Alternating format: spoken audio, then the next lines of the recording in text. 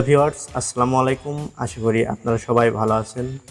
আজ আপনাদের ভিতরে নিয়ে চলে আসলাম নোকিয়া 5.3 এই ফোনটি রিভিউ নিয়ে।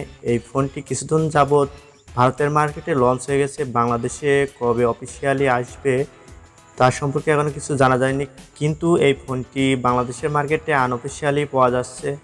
যারা নোকিয়া লাভার, নোকিয়াকে ভালোবাসেন, নোকিয়ার ফোন ব্যবহার করতে ভালোবাসেন, তাদের জন্য এই ফোনটির কী স্পেসিফিকেশনে এসেছে এবং এই ফোনের ভিতরে কী থাকছে সব কিছুই তুলে ধরবো এই ভিডিওতে।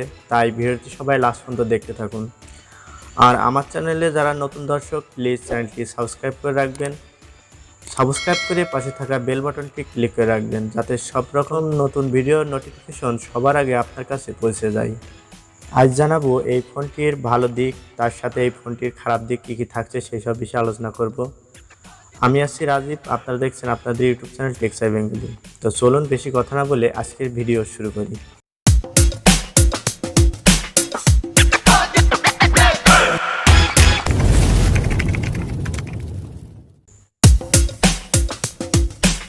প্রথমে কথা বলবো এই ফোনটির ডিজাইন এবং বিল্ড কোয়ালিটি নিয়ে। এই ফোনটিতে থাকছে পলিকার্বনেট প্লাস্টিক বডি, পেছনে বৃত্তাকারের ভিতরে থাকছে কোয়াড ক্যামেরা সেটআপ এবং রিয়ার মাউন্টেড ফিঙ্গারপ্রিন্ট সেন্সর।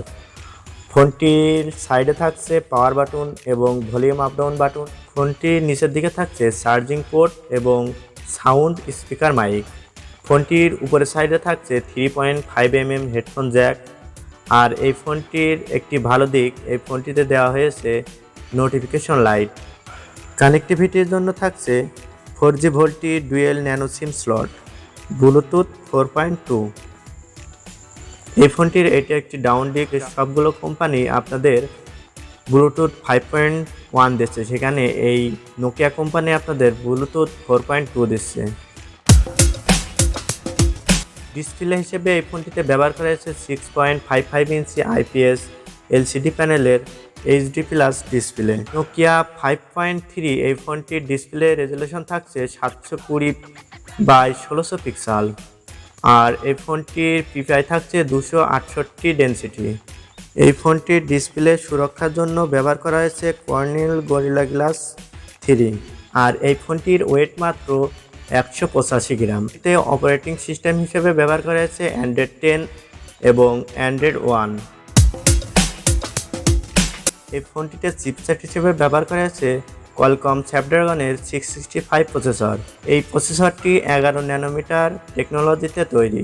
এটি একটি অক্টোকর প্রসেসর যার ক্লক স্পিড 2.0 GHz। আর এই ফোনটির গ্রাফিক্সের জন্য ব্যবহার করা হয়েছে অ্যাড্রিনো 610। আর এই ফোনটিতে ব্যবহার করা হয়েছে 4GB র্যাম, LPDDR4X র্যাম আপনারা পাচ্ছেন। আর স্টোরেজ হিসেবে ব্যবহার করা হয়েছে 64GB। আপনারা আপ টু এই ফোনটিতে মেমোরি স্লট বাড়াতে পারবেন 512GB পর্যন্ত। এই ফোনটিতে ব্যবহার করা হয়েছে 4000 mAh এর একটি ব্যাটারি, আর সাথে থাকছে 10 ওয়াটের ফাস্ট চার্জিং। 2020 সালে 4000 mAh ব্যাটারি যেন মেনে নেওয়া যায় না। অন্যান্য কোম্পানি যেখানে 5 থেকে 6000 mAh এর ব্যাটারি দিচ্ছে, সেখানে নোকিয়া 4000 mAh এর ব্যাটারি দিচ্ছে আমাদের। এবার আসবো এই ফোনটির মোস্ট পার্ট এর ক্যামেরা। এই ফোনে ব্যবহার করা হচ্ছে কোয়াড ক্যামেরা সেটআপ, যার মেন সেন্সরটি থাকছে 13 মেগাপিক্সেল আর 5 megapixel ultra wide camera, 2 megapixel depth এবং 2 মেগাপিক্সেল মাইক্রো ক্যামেরা। আপনারা ব্যাক ক্যামেরা দিয়ে সর্বোচ্চ ভিডিও শ্যুট করতে পারবেন 1080p 30 fps এ। আর এই ফোনটিতে সেলফি তোলার জন্য থাকছে একটি 8 মেগাপিক্সেল ক্যামেরা।